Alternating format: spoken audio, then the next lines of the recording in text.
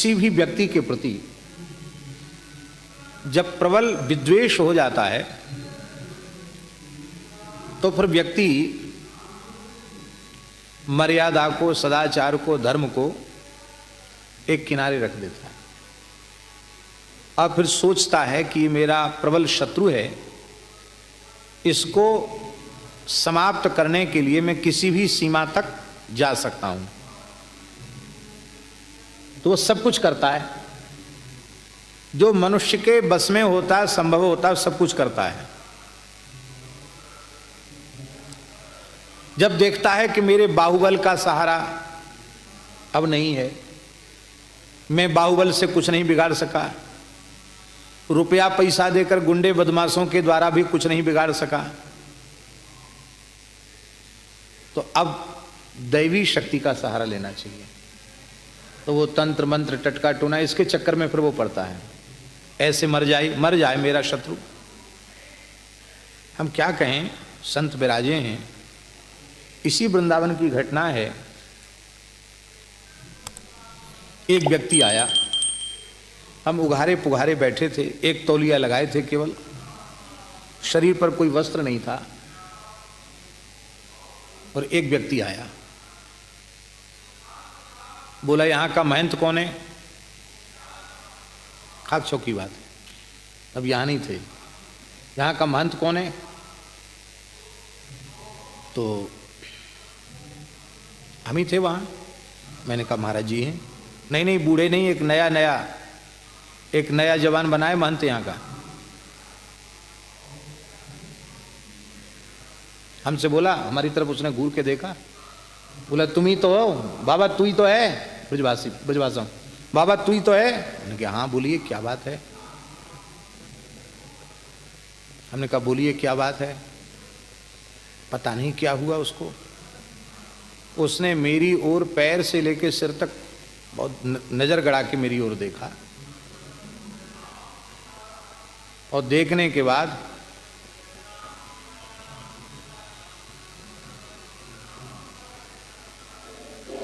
उसने प्रणाम किया,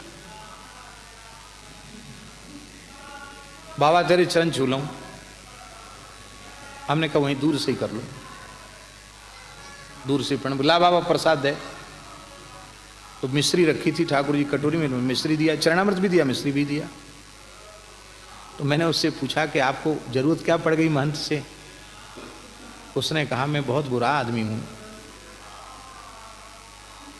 पैसा लेकर किसी की भी हत्या करना मेरा काम है, और आपको मारने का 60,000 में सौदा तय हुआ है, 30,000 हमको मिल चुके हैं और 30 बाकी हैं। तुम कहो तो जिन्होंने सौदा किया उनको मार दें, 30 दे दो हमको। उसने कहा हमको तो 60 चाहिए, 30 हमको दे दो, तो हम जिसको मारना उसको हम मार के चले जाएंगे, आपके दुश्मन को, क्योंकि जो आपको मरवाना चाहता आपका दुश्मन ही है। मैंने हंसकर कहा कि मेरा दुश्मन इस धरती पर है ही नहीं, मेरा कोई शत्रु ही नहीं है, इसलिए आपको जो राशि बकाया है वो भी आप उनसे ले लीजिए, और आप जिस काम के लिए आए हैं वो काम करके चले जाइए। हम तो ठाकुर जी के सामने बैठे हैं, आपको जो चाहिए आप जिस काम के लिए आप कर दो काम, कोई बात। बिल्कुल भय भी नहीं हुआ। उसने तुरंत कट्टा निकाला, रिवाल्वर मुझे दिखाई, बोले महाराज ये है, मैं झूठ नहीं बोल रहा हूं। बोलो कौन पे चलाए दूं? मैंने कि तू जो पे चला हुआ उस बा पे चलाए दे। तो बोला मैं बुरा आदमी तू हूं, पर बाबा ऐसे सुंदर मलूक बाबा जी पे मैं बार ना कर सकूं। बाबा तुम तो बस प्रसाद तेने दे दियो, मैं जाए रहूं। प्रणाम करके चला गया। ये कोई कथा प्रवचन में कहने योग्य घटना नहीं है, लेकिन ये बात बिल्कुल सत्य है। स्वामी जी, जो पे कृपा रघुपति कृपालु की, बैर और के कहा सरे, ये अनुभव की चीज है। मारने वाला प्रसाद लेके चला गया।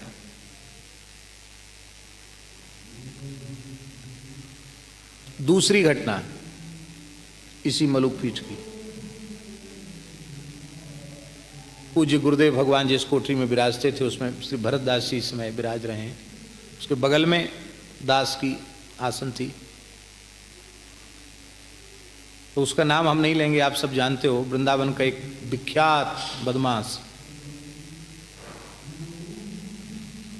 उसके नाम से यहां सब घबराते थे। अब पुलिस को काउंटर करके मारने का आदेश था, उसको इनकाउंटर करके मारने का। बड़ा विचित्र व्यक्ति था। और यहां तो सब महात्मा ही रहते हैं, तो महात्मा तो जानते हो कैसे होते हैं।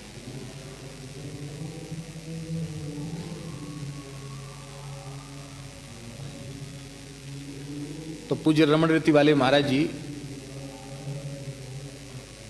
कभी विनोद में कहते हैं कि उच्च कोटि का जो सरल होता है, सीधा साधा, जिसको कोई ज्ञान ना हो व्यवहार का, उसी को महात्मा कहते हैं। भले ही संसार की दृष्टि में लोग उसको मूर्ख या पागल कहें, पर बोले हम अपनी भाषा में कहते हैं कि जो उच्च कोटि का सरल होता है उसी को लोग महात्मा कहते हैं। तो वो बदमाश यहाँ आया, आगे बोलो मोए बाबान पे जानो है। तो एक महात्मा हमारे पास लेके पहुंच गए। सवेरे का समय था, हम संध्या उपासना कर रहे थे। कोठरी में गुस्सा चला गया। उसने बैठा वहाँ, हमारा जब पूरा हो गया इसके बाद बोला, बाबा हमें पहचानते हो? मैंने कहा मैं तो नहीं पहचानता, मैं पहचानता भी नहीं था। हमने कहा हम तो नहीं पहचानते।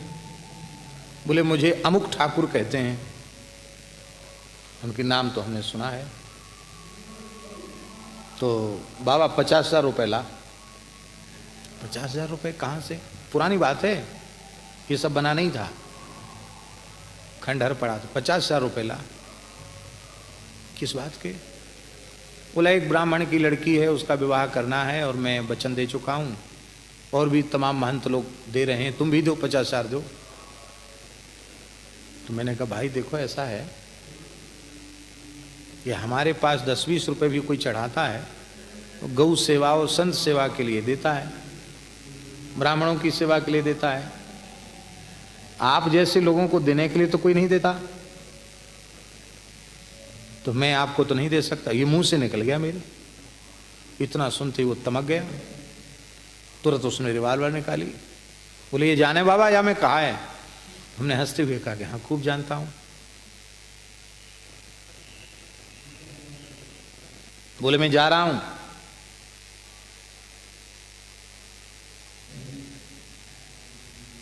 चौबीस घंटे की मोहलत है, कल संध्या तक गिनती के 50 पहुंचा देना,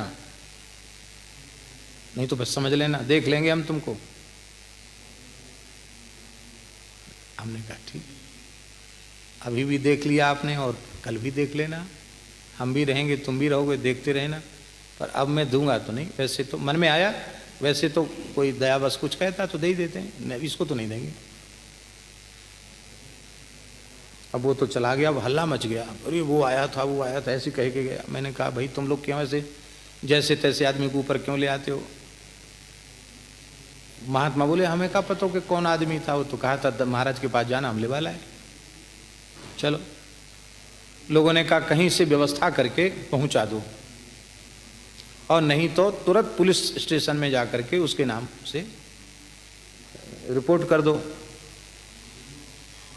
जज साहब जैसे व्यक्ति होते तो सारे रिपोर्ट करवा भी देते, लेकिन उस समय ऐसा कुछ था नहीं। तो हमने कहा कि नहीं, हमको कोई रिपोर्ट नहीं करना है, और ना हमें किसी की सुरक्षा चाहिए, ना हमें कोई रिपोर्ट करना है। भगवान के जो विधान है, जैसा होना होगा वैसा हो जाएगा, अपने को कोई परवाह नहीं। लेकिन इतना पक्का है कि हम देंगे कुछ भी नहीं। क्यों? क्योंकि ऐसे व्यक्ति को एक बार देने के बाद आप कहीं से व्यवस्था जुटा करके देंगे, फिर हमेशा देना पड़ेगा, वो हम नहीं कर सकते। कितने घंटे की मोहलत दी थी? 24 घंटे की।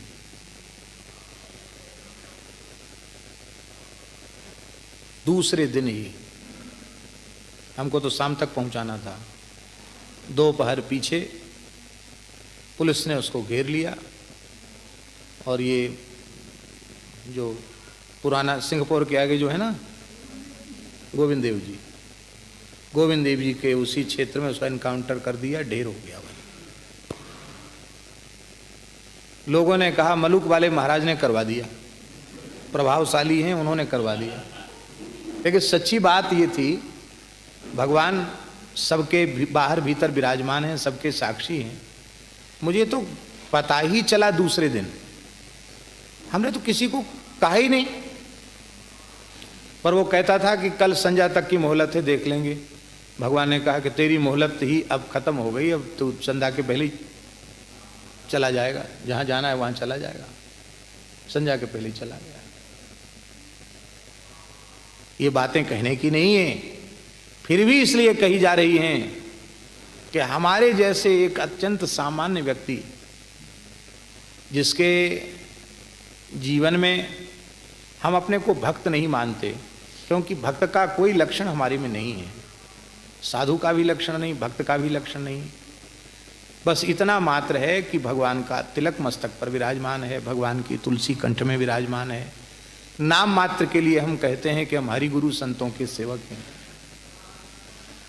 पर इस नाम मात्र के, वेश मात्र के संबंध से भगवान इतनी कृपा करते हैं, इतनी रक्षा करते हैं, तो फिर भगवदाश्रित जीव को भयभीत होने की, चिंता करने की, उद्वेग करने की क्या आवश्यकता है। ठाकुर जी के सहारे जिए, ठाकुर जी के सहारे रहे। भागवत में इतने श्लोक हैं नाम महिमा के कि उनको हम कहां तक कहें। सुखदेव जी महाराज कह रहे हैं, संकट में पड़कर विवशता से कोई भगवान के नाम का उच्चारण करता है तो तत्काल ही क्लेश से मुक्त हो जाता है। क्यों? बोले इसलिए यद बिभेति स्वयं भयम, भगवान के भय से भय भी भयभीत रहता है, तो क्लेश को पास में फटकने की कहां हिम्मत है। आपन्नः संसृतिम घोराम यन्नाम विविशो गृणन ततः सद्यो विमुच्येत यद बिभेति स्वयं भयम।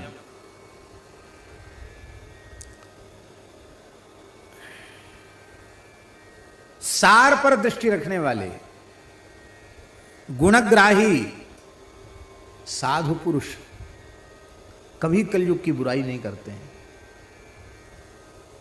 कली की बड़ी प्रशंसा करते हैं।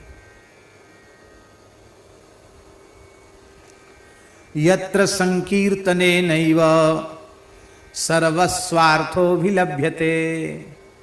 बोले भाई कितनी बड़ाई क्यों करते हैं कलयुग की महात्मा लोग? बोले इसलिए बड़ाई करते हैं कि तुम जो कुछ चाहो, तुम्हारा स्वार्थ परमार्थ सब कुछ हरिनाम संकीर्तन से ही सिद्ध हो जाएगा। और युगों में ये व्यवस्था नहीं थी, ये व्यवस्था केवल कलयुग में ही है।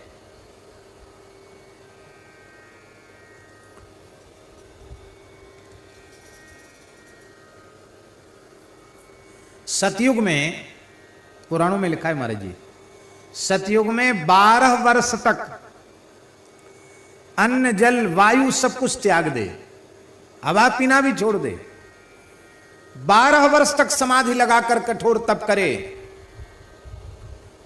उससे जिस पुण्य की प्राप्ति होगी सतयुग में, वही पुण्य त्रेता युग में केवल 12 महीने का साधन करने से प्राप्त हो। 12 महीना केवल यज्ञ करो, अग्निहोत्र करो, तो सतयुग के 12 वर्ष का पुण्य त्रेता में 12 महीने में प्राप्त हो जाता। और त्रेता में 12 महीने तक लगातार यज्ञादि कृत्य करने से जो पुण्य प्राप्त होगा, वह पुण्य द्वापर में केवल 12 दिन तक धर्म कर्म का आचरण करो, अनुष्ठान करो, पूजा पाठ करो, तो सतयुग का 12 वर्ष, त्रेता का 12 महीना का पुण्य द्वापर में 12 दिन में मिल जाता है। ये स्कंद पुराण में कहा है, पद्म पुराण में कहा है व्यास जी ने, 2-2, 3-3 पुराणों में ये बात, ब्रह्मवैवर्त पुराण में भी कहा है। सतयुग के 12 वर्ष का पुण्य, त्रेता के 12 महीने का यज्ञ का पुण्य, द्वापर के 12 दिन की महापूजा का पुण्य कलयुग में 24 घंटे कीर्तन से प्राप्त हो जाता है। केवल 24 घंटे का हरिनाम संकीर्तन कर लो, बोलो इतनी सुविधा कहां होगी। एक बार हमारे पूज्य सदगुरुदेव श्री भक्तमाली जी महाराज बड़े भावुक होकर बोले हम बड़े भाग्यशाली हैं कि हमारा कलयुग में जन्म हुआ, और अधिक भाग्यशाली हैं कि हमारा भक्ति काल में जन्म नहीं हुआ, इस समय जन्म हुआ। और बड़े आश्चर्य की बात हुई। भक्ति काल माने जब श्री रामानंदाचार्य, श्री निम्बारकाचार्य, श्री रामानुजाचार्य, श्री रामानंदाचार्य, श्री आदि आदि आचार्य जब थे धरती पर, श्री कबीरदास जी, तुलसीदास जी, सूरदास जी, मीराबाई आदि महापुरुष जब धरती पर थे, उस काल को भक्ति काल कहा गया। महाराज जी बोले भक्ति काल में हमारा जन्म नहीं हुआ, इस युग में अभी हमारा जन्म हुआ, ये और भगवान की कृपा हो गई। तब हमने पूछा कि महाराज जी इस समय जन्म हुआ, इसमें विशेष कृपा क्या हुई? इतना सुनते ही महाराज जी गदगद हो गए। बोले उस काल में जन्मे होते तो न रामचरितमानस का आस्वादन करने का अवसर मिलता, न भक्तमाल ग्रंथ के आस्वादन का अवसर मिलता, ना ही व्यासवाणी, ना हित 84 जी, न केलीमाल जी, ना अष्टाचार्यों की वाणी, न श्री महावाणी, इन सब रसिकों का चरित्र और उनकी वाणियों के आस्वादन का अवसर हमें इसलिए प्राप्त हो रहा है क्योंकि हमारा जन्म इस युग में हुआ, इस समय में हमारा जन्म हुआ। श्री वृंदावन बिहारी लाल की जय। तो ये इसलिए कलयुग की निंदा नहीं करते, कलयुग की प्रशंसा करते हैं। बोलो भक्तवत्सल भगवान की जय। सतयुग की जयंती मनाते हैं, त्रेता की भी जयंती मनाते हैं, द्वापर और कलयुग की जयंती नहीं मनाते। सुनिए आपने, सतयुग की जयंती क्या है? कार्तिक शुक्ल नवमी को सतयुग का जन्म हुआ, जिसको कहते अक्षय नवमी, आमला नवमी, और वैशाख शुक्ल तृतीया को त्रेता का जन्म हुआ, जिसको कहते हैं परशुराम जयंती अथवा अक्षय तृतीया। तो द्वापर का भी तो कोई समय होगा कि कब द्वापर ने जन्म लिया, कब कलयुग ने जन्म लिया। द्वापर बेचारे की जयंती नहीं मनाते, और बेचारे कलयुग की भी जयंती नहीं मनाते। हमको दया आती, हमको लगता है कि और कुछ नहीं तो कम से कम कलयुग की जयंती तो मनानी चाहिए। हमें भी याद नहीं है कब है कलयुग की जयंती। अभी पंचांग आ जाए, हमारे पास कोई पंचांग अभी दे दे तो हम देख के बता सकते हैं। है पंचांग किसी पंडित जी के पास? नहीं है।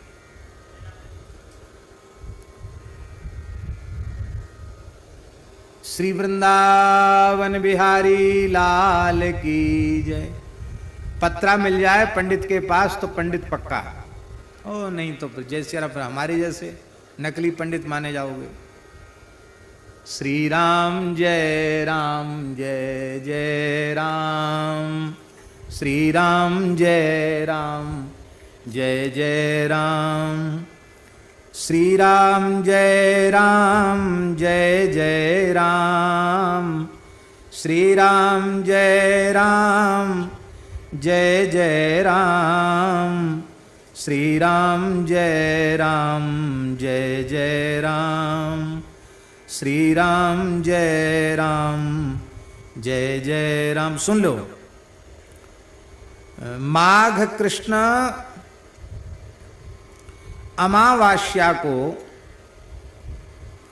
द्वापर की उत्पत्ति हुई, जिसको मौनी अमावास्या कहते हैं। तो चलो संतोष हो गया, कम से कम मौनी अमावास्या को लोग भले ही न, हमें भी भूल गया था, न जानते हो तो भी मौनी अमावास्या को कुछ न कुछ तो धर्म पुण्य करके, मौन होके, गोता लगा के कुछ न कुछ तो पुण्यार्जन कर लेते कि नहीं। तो चलो द्वापर की भी मनाते, पर कलयुग की जयंती कोई नहीं मनाता, इसलिए कलयुग नाराज है। हाँ, राजा के राज्य में रहो, राजा की व्यवस्था भोगो, राजा की जय जयकार न करो तो राजा के कोप का भाजन बनना पड़ेगा। राजा नाराज होगा तो आपके सब काम में बाधा पैदा करेगा, कोई काम नहीं होने देगा। राजा राजी हो जाएगा तो आपके सब काम, अच्छे काम तो अच्छे हो जाएं, कोई घसड़ पसड़ काम हो गए वो भी राजा के अनुग्रह के सहारे वो भी सिद्ध हो जाएंगे। अब कलयुग की सुन लो।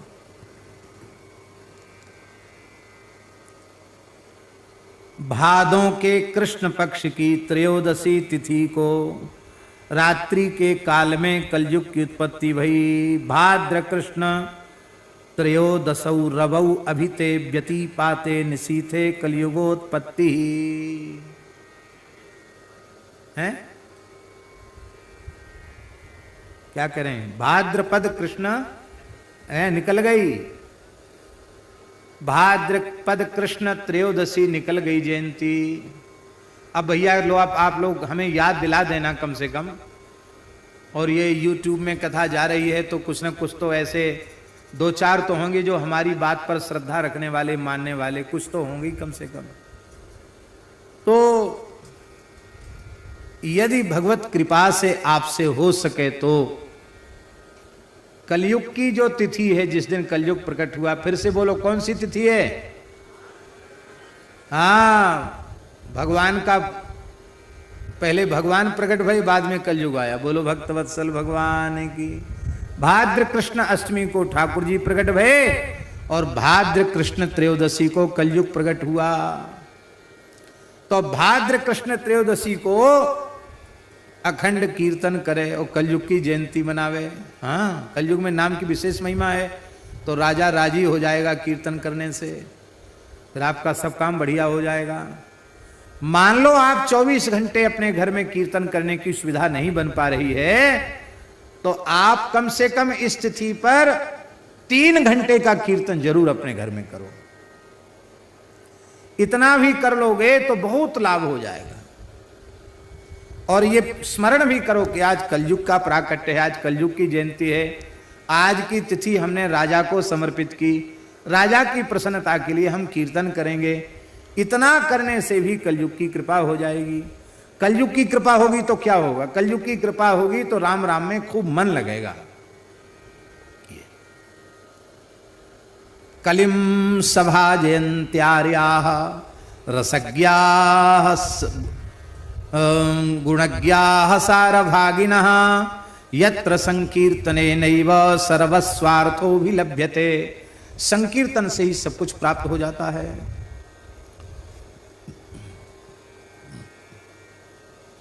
भागवत जी में लिखा है महाराज जी, जैसे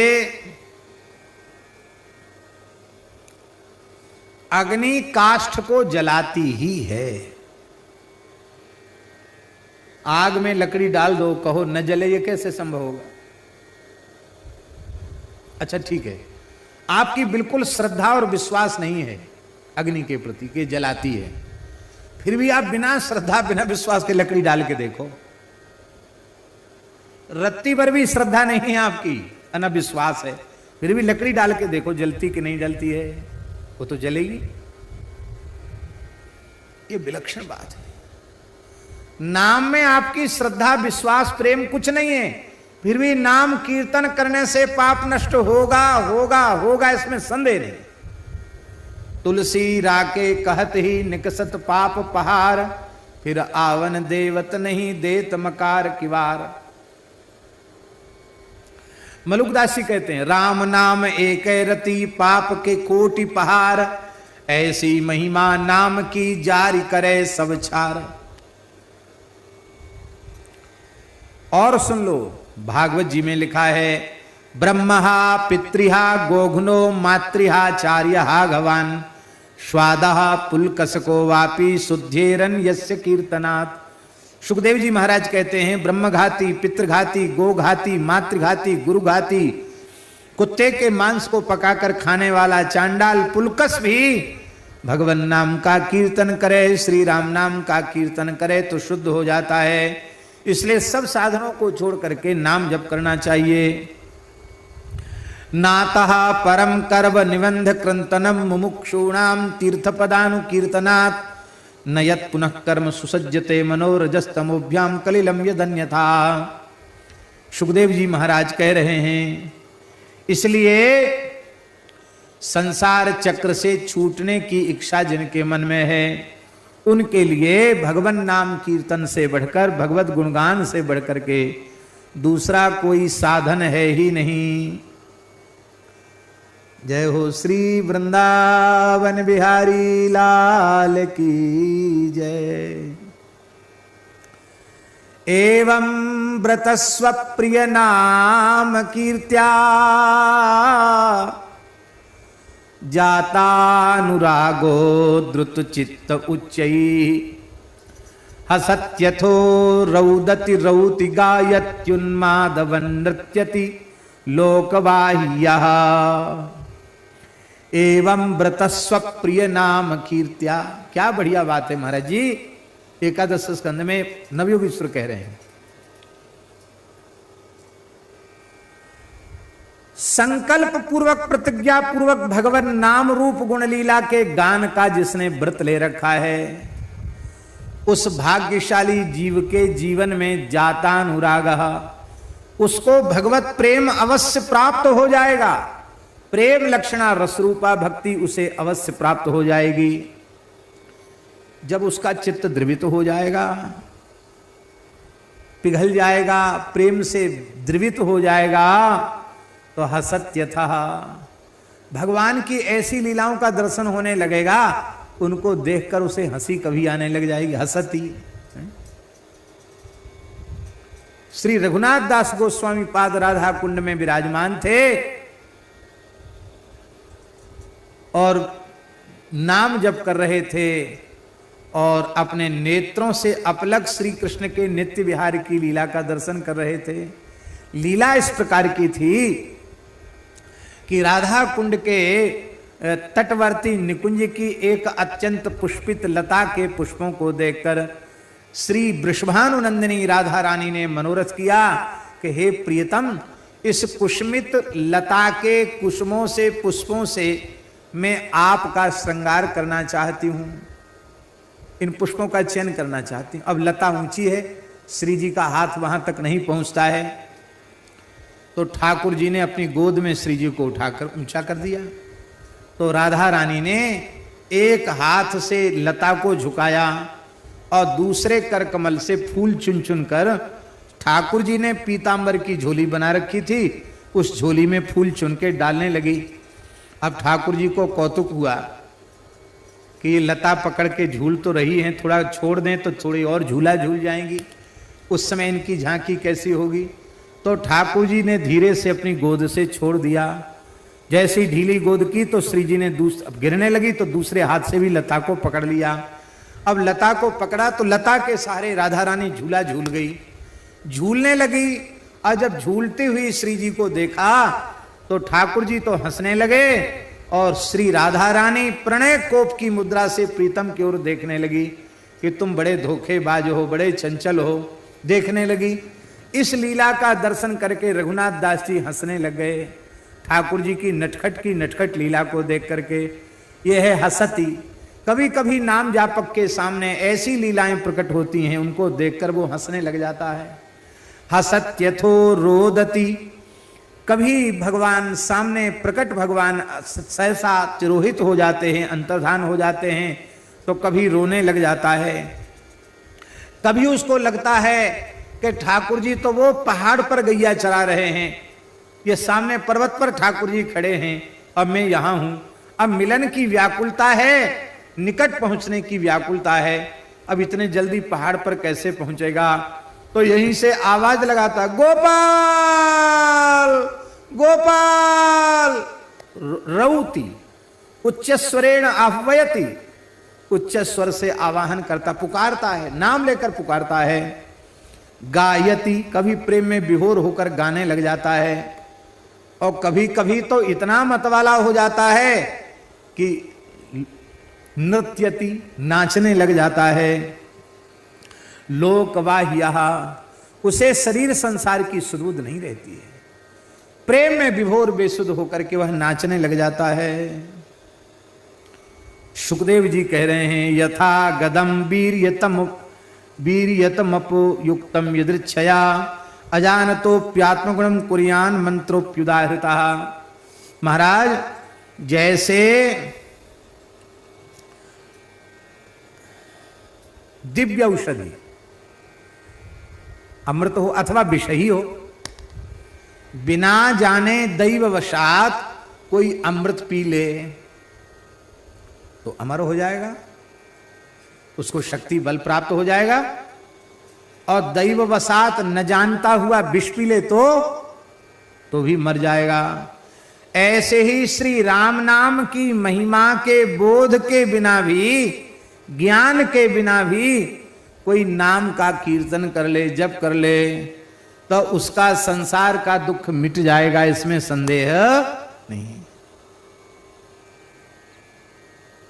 मार्कंडेय पुराण में भगवान व्यास अपने शिष्यों को कह रहे हैं, धर्मा नशेष संशुद्धान सेवन्ते ये द्विजोत्तमा तेभ्यो नंत गुणम प्रोक्तम श्रेष्ठम श्री नाम कीर्तनम। इतना बढ़िया श्लोक है मार्कंडेय पुराण का ये। भगवान व्यास अपने शिष्यों को समझाते हुए कह रहे हैं, श्रेष्ठ वर्ण श्रेष्ठ ज्येष्ठ ब्राह्मण आदि बड़ी तत्परता पूर्वक, बड़ी सावधानी पूर्वक विशुद्ध धर्मों के सेवन से जिस पुण्य फल की प्राप्ति करते हैं, उससे अनंत गुणित पुण्य, तेभ्यो अनंत गुणम प्रोक्तम, उससे अनंत गुणित पुण्य की प्राप्ति श्री नाम कीर्तनात्, केवल श्री नाम संकीर्तन से प्राप्त हो जाती। ये व्यासी अपने शिष्यों से कह रहे हैं। बोले नाम की कृपा से क्या मिलता है? यस्यानुग्रह तो नित्यम परमानंद सागरम रूपम श्री रामचंद्रस्य सुलभम भवति ध्रुवम। कहते नाम महाराज की कृपा से जीव परमानंद सिंधु में डूब जाता है और श्री सीताराम जी का मंगलमय दर्शन उसे अवश्य हो जाता है, क्योंकि नाम में ही रूप समाहित है, नाम में ही लीला समाहित है और नाम में ही धाम विराजित है, प्रतिष्ठित है। नाम के भीतर सबका अंतर्भाव है। हमारे यहां ब्रज में तो एक बात बहुत प्रसिद्ध है, वृंदावन में श्री बिहारन देव जी महाराज की उक्ति है, नाम वाणी जहां श्याम श्यामा तहां, नाम वाणी निकट श्याम श्यामा प्रकट। जहां भगवान नाम है, संतों की पवित्र वाणियां हैं, वहां भगवान हैं और श्यामा श्याम हैं। नाम वाणी निकट है तो श्याम श्यामा प्रकट हैं। वेदानाम सार सिद्धांतम सर्व सौख्यैक कारणम राम नाम परम ब्रह्म सर्वेशाम प्रेमदायकम। वेदों का सार सिद्धांत, समस्त सुखों को प्रदान करने वाला, सुखों का कारण, परब्रह्म स्वरूप और परम प्रेम प्रदान करने वाला श्री राम नाम है। इसलिए व्यास जी कहते हैं मार्कंडेय पुराण में, हे मेरे प्रिय शिष्यों, तस्मात् सर्वात्मना राम नाम मांगल्य कारकम भजद्वम सावधानेन त्यक्त्वा सर्वदुराग्रहान। सारे दुराग्रहों को छोड़ करके मंगल करने वाले श्री राम नाम का तुम भजन करो, राम नाम का जप करो। ये व्यास जी महाराज कह रहे हैं, नित्यम नैमित्तिकम सर्वम कृतम तेन महात्मना येन ध्यातम परम प्राप्यो नाम निर्वाण दायकम। जिसने मोक्षदायक श्री राम नाम का चिंतन स्मरण कर लिया, उसके नित्य नैमित्तिक कर्म कोई शेष नहीं, सब कर्म उसके पूरे हो गए। जिह्वा सुधामयी तस्य यस्य नामामृते रुचिः कृतकृत्यस्य एव स्यात् सर्वदोषैकदाहकः। जिस साधक की जिह्वा राम नामामृत रूप में जिसकी रुचि हो जाती है,